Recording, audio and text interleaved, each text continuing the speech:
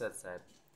दोस्तों, आज विचार करते हैं कि श्री कृष्ण जी और श्री कल्कि जी में क्या विभिन्नताएं रहेंगी, कैसे डिफरेंस किया जाएगा दोनों को। जबकि दोनों ईश्वर के अंश हैं, अवतार हैं, यानी ईश्वर के जो सद्गुण हैं दोनों के अंदर अवतरित होंगे।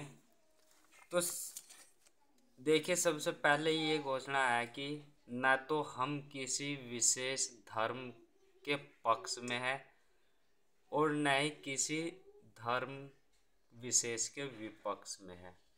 हम केवल जो धर्म का मार्ग है, ध्यान योग का, ध्यान साधना का, हम उसके साथ में हैं और उसी का प्रचार प्रसार करने की कोशिश करते हैं। और यह मार्ग सभी धर्मों की पवित्र पुस्तकों में वर्णित है। तो श्री कृष्ण जी 16 कलाओं के अवतार थे। श्री कल्कि जी 64 कलाओं से युक्त अवतार होंगे। श्री कृष्ण जी के समय में चमत्कार हुए हैं श्री कृष्ण जी के द्वारा। तो जहाँ चमत्कार होता है वहाँ मोक्ष नहीं मिलता है, इसलिए श्री कृष्ण जी को हो सकता है इसी के कारण कुछ कर्म बंधन बंध गए हों और उन्हें मोक्ष इसी की वजह से नाम नहीं मिला था। श्री कल्कि जी चमत्कार के चक्कर में नहीं पड़ेंगे, जो मुक्ति या मोक्ष का मार्ग खोलता है।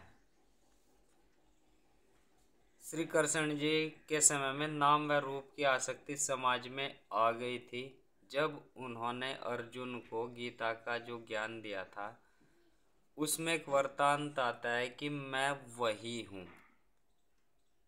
तो जो समाज के अन्य लोग थे, उन्होंने श्री कृष्ण जी के नाम और रूप को ही ईश्वर समझ लिया, जो कि ईश्वर एक अलग महान ऊर्जा होती है, लेकिन हाँ, उनके अंश हम सभी होते हैं और श्री कृष्ण जी भी उनके एक अंश थे। लेकिन श्री कृष्ण जी की आत्माएं प्रकाशित थी।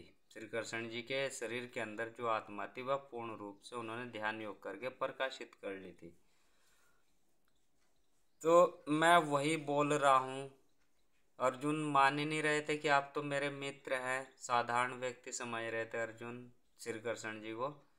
लेकिन उन्होंने बहुत जोर देकर कहा कि मैं वही बोल रहा हूँ, ईश्वर बोल रहा हूँ।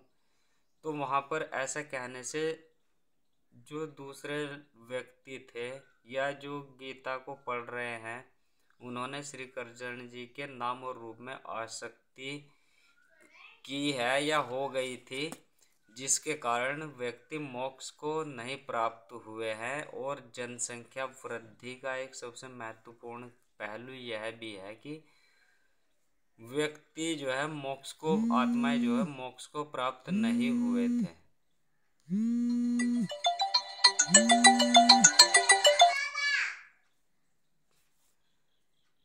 नाम व रूप की आसक्ति श्री कल्कि जी खत्म करेंगे।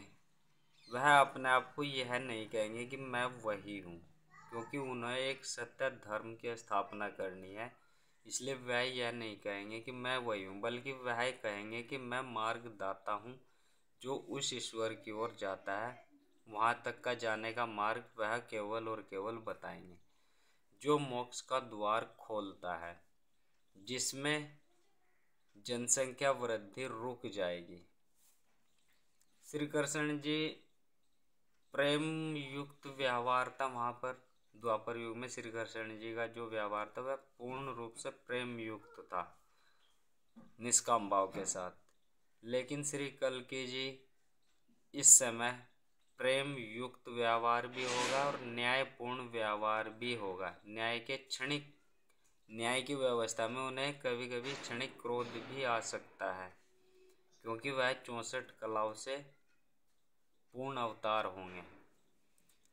धर्म के मार्ग को मुख्यतः 3 शाखाओं में श्री कृष्ण जी ने गीता के ज्ञान में बांटा है। भक्ति मार्ग, ज्ञान मार्ग और कर्म का मार्ग। यहाँ व्यक्ति किसी एक शाखा को चुनाव कर सकता था, यानी द्वापर युग में जो धर्म का मार्ग था, इन तीनों मार्गों से एक को चुन करके धर्म के मार्ग पर चल सकता था। लेकिन इस समय जो श्री कल्कि जी है वह ऐसा ज्ञान देंगे कि धर्म की तीनों शाखाएं एक के बाद एक अपने आप एक ही व्यक्ति अपनाएंगे। यानी एक व्यक्ति जब धर्म के मार्ग पर चलेगा तो एक के बाद एक तीनों व्यवस्थाएं जो धर्म की द्वापर युग में थी वो इस समय तीनों व्यवस्थाएं उसी मार्ग में आएंगी, लेकिन एक के बाद एक आएंगी। पहले भक्ति मार्ग आएगा, नाम जाप, भक्ति मार्ग में नाम जाप करना, ध्यान योग करना। फिर ज्ञान योग आएगा, जो ज्ञान योग आएगा अनहद नाद के बाद। इस ज्ञान योग में केवल इतना ज्ञान व्यक्ति या साधक को होगा कि संसार नश्वर है, यहाँ कुछ भी अस्थाई नहीं है। तो जब ऐसा ज्ञान आएगा फिर जो है प्रकाशित व्यक्ति होगा। प्रकाशित होने पर व्यक्ति या साधक निष्काम भाव से सभी कर्म करेगा। वह अच्छा और ईमानदारी पूर्ण व्यवहार करेंगे जिसका कर्म फल शून्य होगा। तो ऐसा यानी वह जो होगा वह कर्म मार्ग हो जाएगा।